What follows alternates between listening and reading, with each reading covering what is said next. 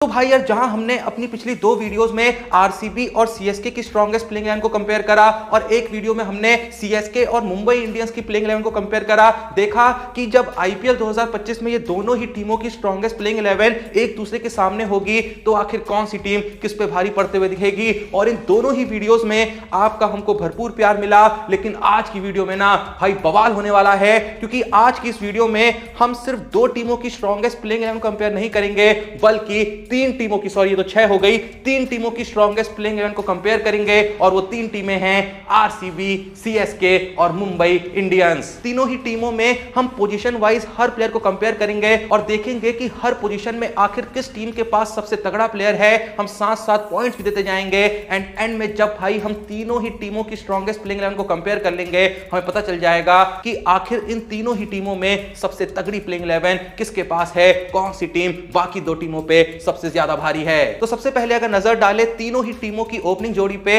और इस ओपनिंग जोड़ी के हम अगर पहले प्लेयर को देखें तो जहां सीएसके में हमको ओपनिंग में गायकवाड देखने को मिलेंगे, आरसीबी में विराट कोहली देखने को मिलेंगे, तो वहीं मुंबई इंडियंस में none other than the hitman Rohit Sharma देखने को मिलेंगे। अब अगर यह देखना हो कि इन तीनों ही प्लेयरों में आखिर आईपीएल में ज्यादा वैल्यूएबल अपनी टीम के लिए कौन साबित हो सकता है, तो देखो यार, रोहित शर्मा का आईपीएल रिकॉर्ड उतना अच्छा नहीं है, पिछली 7-8 आईपीएल एज अ प्लेयर उतनी अच्छी नहीं गई हैं। विराट कोहली और गायकवाड़ लगातार कंसिस्टेंटली अपनी टीम के लिए परफॉर्म करते रहे हैं, लेकिन भूलो मत विराट कोहली पिछले साल ऑरेंज कैप बन के आए हैं और भाई विराट कोहली हैं। तो ऐसे में गायकवाड़ वर्सेस विराट कोहली वर्सेस रोहित शर्मा की जंग को विराट कोहली यहां पे जीतेंगे और इसी के साथ पॉइंट्स हो जाएंगे सीएसके के 0, आरसीबी के 1 और मुंबई इंडियंस के भी 0। अब नजर डालें दूसरे ओपनर पे, तो जहां दूसरी पोजीशन पे सीएसके के पास है कॉनवे, आरसीबी के पास है फिल सॉल्ट, वहीं मुंबई इंडियंस के पास हैं विल जैक्स। जी हां, ऐसा माना जा रहा है कि रोहित शर्मा के साथ आईपीएल 2025 में विल जैक्स ही ओपनिंग करते हुए दिखेंगे।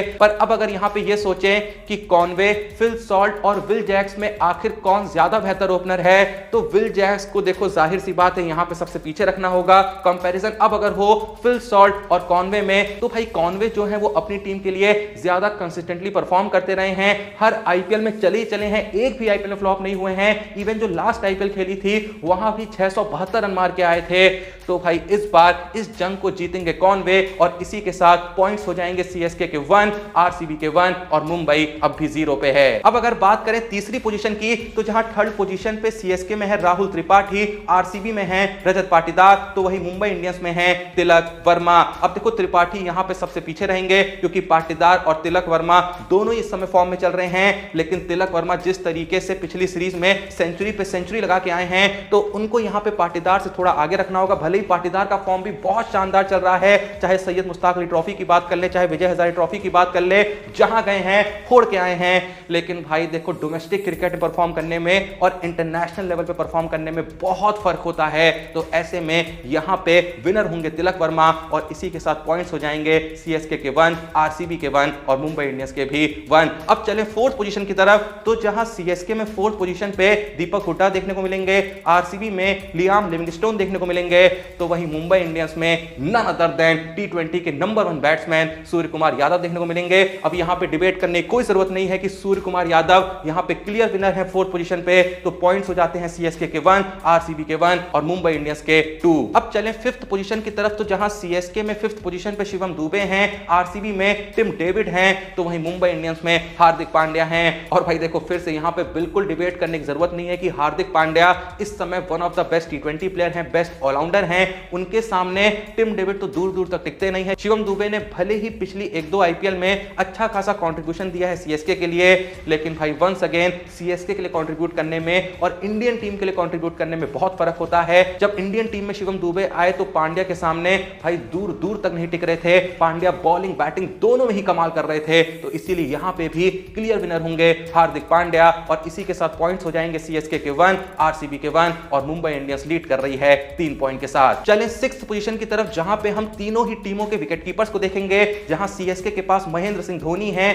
आरसीबी के पास जितेश शर्मा है, तो वहीं मुंबई इंडियंस के पास रॉबिन मिन्स हैं। रॉबिन मिन्स यहां पे सबसे पीछे रहेंगे क्योंकि भाई आईपीएल का बिल्कुल एक्सपीरियंस नहीं है, एक बहुत यंग क्रिकेटर है, ऐसा कुछ भी नहीं कर रखा है जिससे देख के हम ये कहें कि भाई ये धोनी और जितेश शर्मा को पीछे छोड़ देंगे। बात रही जितेश शर्मा वर्सेस धोनी की, तो यहां पे धोनी क्लियर विनर साबित होंगे, पिछली आईपीएल में कमाल कमाल की स्ट्राइक रेट के साथ परफॉर्म करके आए थे। आते हैं मस्त आखिरी में आके 2-3 छक्के लगाते हैं, एक वैल्यूएबल कंट्रीब्यूशन देके जाते हैं, साथ में कप्तानी वाला दिमाग है, कमाल के विकेट कीपर है। तो जाहिर सी बात है धोनी यहां पे क्लियर विनर होंगे और इसी के साथ पॉइंट्स हो जाएंगे सीएसके के 2, आरसीबी का 1 और मुंबई इंडियंस के 3। चलें 7th पोजीशन की तरफ, तो जहां 7th पोजीशन पे सीएसके में रविंद्र जडेजा दिखते हैं, आरसीबी में कृणाल पांड्या दिखते हैं, तो वही मुंबई इंडियंस में मिचेल सैंटनर दिखते हैं। दोनों ही कहीं ना कहीं एक ही तरीके के प्लेयर हैं, लेकिन मिचेल सैंटनर से बॉलिंग करते हैं, वहीं कृणाल पांड्या जो हैं और जडेजा जो हैं वो बैटिंग बॉलिंग दोनों में कमाल कर सकते हैं। और अब अगर डिबेट होगी यहां पे कृणाल पांड्या और जडेजा के बीच, तो जडेजा मेरे हिसाब से जीतेंगे, क्योंकि भाई जडेजा ने कृणाल पांड्या के कंपैरिजन में ज्यादा बार अपनी टीम को अपनी परफॉर्मेंस से जिताया है। बैटिंग में एक अच्छी खासी गिरावट आई है कृणाल पांड्या की पिछले 1-2 सालों में, लेकिन जडेजा फिर भी कंट्रीब्यूशन देते रहे हैं, भले ही कई बार छोटे मोटे देते हैं, लेकिन अंत में वो काम आ जाते हैं। इसीलिए जडेजा यहां पे विनर होंगे और अब पॉइंट्स हो जाते हैं सीएसके के 3, आरसीबी का 1 और मुंबई इंडियंस के भी 3। अब अगर चलें भाई 8वीं पोजीशन के प्लेयर की तरफ, तो जहां सीएसके में 8वीं पोजीशन पे सैम करन है, आरसीबी में भुवनेश्वर कुमार हैं, तो वहीं मुंबई इंडियंस में दीपक चहर हैं। दीपक चहर यहां पे सबसे पहले एलिमिनेट होंगे, क्योंकि भाई पिछले 1-2 साल में उनके फॉर्म में भी काफी गिरावट आई है, वो पहले जैसे नहीं बचे हैं, तो ऐसे में भुवी और सैम करन के सामने वो बिल्कुल नहीं टिकेंगे। अब अगर बात करें सैम करन और भुवनेश्वर कुमार की, तो भुवनेश्वर कुमार एक वक्त पे जाहिर सी बात है कमाल के बॉलर थे, लेकिन भाई पिछले सीजन में कुछ भी खास नहीं कर पाए थे। 16 मैचों में मात्र 11 विकेट ले पाए थे, वो भी 9.35 की एक बहुत ही वाहियात इकोनॉमी के साथ। लेकिन वहीं पे अगर बात करें सैम करन की, तो भाई बैटिंग में पिछले सीजन में 270 रन मारे थे और भाई विकेट भी लिए थे पूरे 16। तो जाहिर सी बात है भुवी के कंपैरिजन में वो डबल से भी ज्यादा काम करके आए थे। अगर आप सोच रहे हैं कि दीपक चहर ने पिछले सीजन में क्या किया था, तो मैं बता दूं भाई बहुत ही खराब परफॉर्मेंस रही थी। 8 मैच में मात्र 5 विकेट ले पाए थे, तो भाई क्लियर हो जाता है कि यहां पे सैम करन विनर साबित होंगे, भुवी और दीपक चहर को पीछे छोड़ेंगे एंड इसी के साथ पॉइंट्स हो जाएंगे सीएसके के 4, आरसीबी का 1 और मुंबई इंडियंस के 3। चलिए 9th पोजीशन की तरफ, तो यहां पे हमें तीनों ही टीमों के पास स्पिनर्स देखने को मिलते हैं। जहां 9th पोजीशन पे सीएसके के पास अश्विन है, आरसीबी के पास सूर्य शर्मा है, तो वहीं मुंबई इंडियंस के पास अल्लाह गजनफर हैं। बहुत लोग यहां पे देखो एग्री नहीं करेंगे, लेकिन मेरे हिसाब से यहां पे विनर होंगे नन अदर देन अल्लाह गजनफर। भले ही एक्सपीरियंस बहुत कम है, देखो सूर्य शर्मा से तो ज्यादा ही है, सूर्य शर्मा ने तो इंटरनेशनल क्रिकेट खेला नहीं है और कहीं भी ऐसा कुछ कमाल नहीं कर रखा है कि यहां पे हम उनको विनर बना दें, क्योंकि भाई अश्विन भी कंपटीशन में है। पर अगर यहां पे अश्विन और अल्लाह गजनफर के बीच भी कंपटीशन करें, बहुत लोग कहेंगे अश्विन को यहां पे विनर होना चाहिए, लेकिन भाई मैं फिर से बता रहा हूं अल्लाह गजनफर की जाके बॉलिंग देखिए, वो क्या कमाल कर रहे हैं वो जाके देखिए। मैं पहले ही बता चुका हूं, फिर से बता रहा हूं, T20 में बंदे की जो इकोनॉमी है वो 6 से नीचे है। किसी भी मैच में बंदा 4 ओवर में 24 से ज्यादा रन देता ही नहीं है और माना जा रहा है कि अल्लाह गजनफर मुंबई इंडियंस के लिए आईपीएल 2025 में one of the biggest match winner साबित होंगे। और वहीं अश्विन की उम्र हो चुकी है, फील्डिंग में उतना ज्यादा कंट्रीब्यूट कर नहीं पाते हैं, 38-39 के हो गए हैं, बैटिंग भी पहले जैसी नहीं बची है। हाँ काम जरूर आ सकते हैं, अब भी चौके छक्के कई बार लगा देते हैं, लेकिन फिर भी अगर यहां पे बॉलिंग पर्सपेक्टिव से देखें, स्पिनर पर्सपेक्टिव से देखें, तो अल्लाह गजनफर मेरे हिसाब से विनर होंगे। तो इसी के साथ पॉइंट्स हो जाएंगे सीएसके के 4, आरसीबी का अब भी है 1 और मुंबई इंडियंस के भी हैं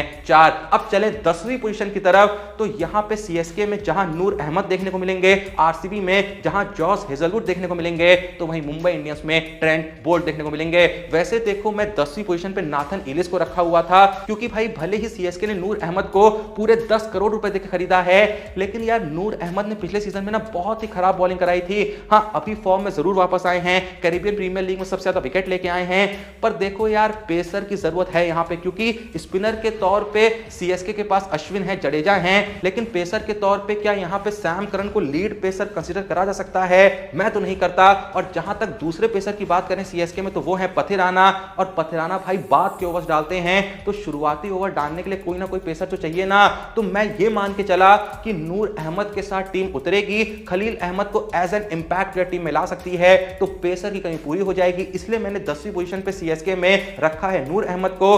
पर भाई देखो जहां कंपैरिजन नूर अहमद, हेजलवुड और ट्रेंट बोल्ट में हो रहा है, तो विनर तो देखो यहां पे जॉस हेजलवुड होंगे, क्योंकि ट्रेंट बोल्ट पहले जैसे बचे नहीं हैं। नूर अहमद नए नए बॉलर हैं, चल गए तो चल गए, वरना भाई बहुत महंगे भी साबित हो सकते हैं। मैंने कहा ना पिछले सीजन में बहुत ही खराब बॉलिंग करा के आए हैं, बहुत पिट के आए हैं, और भाई हर मैच में 1 विकेट का रेट भी नहीं लेके चल रहे थे। वहीं जॉस हेजलवुड भाई हर मैच में एक अच्छा खासा कंट्रीब्यूशन देते हैं, जितने भी मैच आईपीएल में खेले हैं, जिस टीम के लिए खेले हैं, हमेशा काम आए हैं। तो विनर यहां पे हेजलवुड होंगे और इसी के साथ पॉइंट्स हो जाएंगे सीएसके के के 4, आरसीबी के 2 और मुंबई इंडियंस के 4। अब बात करें लास्ट पोजीशन यानी 11वीं पोजीशन की, तो भाई 11वीं पोजीशन पे जहां सीएसके के पास पथिराना है, जहां आरसीबी के पास यश दयाल हैं, तो वहीं मुंबई इंडियंस के पास नाना दर्द है, बूम बूम बुमराह हैं। डिबेट यहीं पे खत्म हो जाती है, जैसे ही बुमराह का नाम आता है डिबेट खत्म कर देनी चाहिए। तो इसी के साथ भाई विनर हो जाते हैं बुमराह और पॉइंट्स हो जाते हैं सीएसके के 4, आरसीबी के 2 और मुंबई इंडियंस के 5। यानी इस कंपैरिजन में कहीं ना कहीं 1 पॉइंट से मुंबई इंडियंस जीत रही है। सीएसके और मुंबई इंडियंस फिर भी देखो बराबर है, लेकिन आरसीबी इस कंपैरिजन में काफी पीछे रह जाती है। पर भाई आईपीएल का मजा यही है कि कुछ भी हो जाता है, कोई भी चल जाता है, कुछ नहीं कह सकते। ये तो भैया पास्ट एक्सपीरियंस, पास्ट परफॉर्मेंस के बेसिस पे हमने यहां पे कंपैरिजन किया है। पर भाई इस बात में कोई शक नहीं है कि बहुत ही आसानी से आरसीबी की जो प्लेइंग 11 है वो सीएसके और मुंबई इंडियंस दोनों पे भारी पड़ सकती है। खैर जो भी ये वीडियो देख रहा है, कहीं पे भी अगर आपको लगा कि मेरा कंपैरिजन गलत गया, कहीं भी आपको लगता है कि नहीं भाई ये प्लेयर जीतना चाहिए था, मैंने किसी और को जिता दिया, तो अपना ओपिनियन बेझिझक कमेंट सेक्शन में बता दीजिएगा। ज्यादा कमेंट सेक्शन में मेरे को गरियाइएगा नहीं, क्योंकि सबका अपना अपना तरीका होता है सोचने का। मैंने कुछ और गणित यहां पे लगाई है, आप शायद कुछ और तरीके सोचें। वैसे मैंने देखो हर पोजीशन के कंपैरिजन में नंबर्स बताए हैं, फैक्ट्स बताए हैं, स्टैट्स बताए हैं, उसी बेसिस पे मैंने यहां पे किसी प्लेयर को विनर घोषित किया है। पर फिर भी आपका जो ओपिनियन है कमेंट सेक्शन जरूर बताइएगा। और आप आखिर आईपीएल 2025 में मुंबई, आरसीबी और सीएसके में से किसको सपोर्ट कर रहे हैं, ये हर कोई कमेंट सेक्शन जरूर बताना। बाकी वीडियो को लाइक करो, चैनल को सब्सक्राइब करो। मिलते हैं नेक्स्ट वीडियो में, तब तक के लिए जय हिंद, धन्यवाद।